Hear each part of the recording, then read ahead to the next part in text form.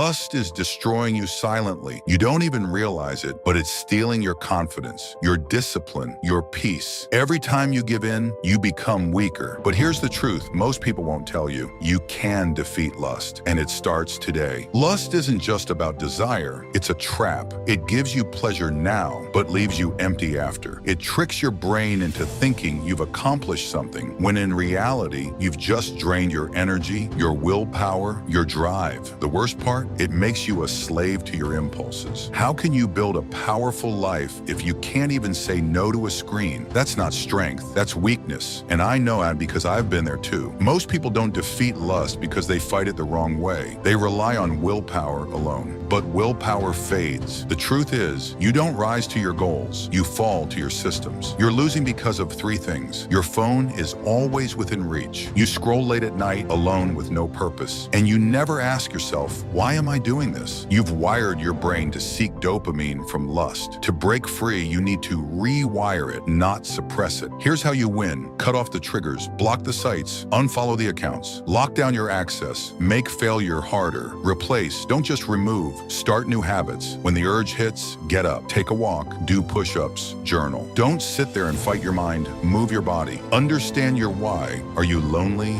bored, numb? Lust is often a mask for pain. Deal with the root, not just the symptom. Now imagine waking up with control, focused, strong. No more hiding, no more guilt, just clarity. When you defeat lust, your energy returns. Your confidence rises. You stop being led by your impulses and start leading your life. You're not weak, you're just untrained. Start today. Defeat lust. Take back your power. Because the real battle isn't out there, it's in your mind. And the good news is, you can win it.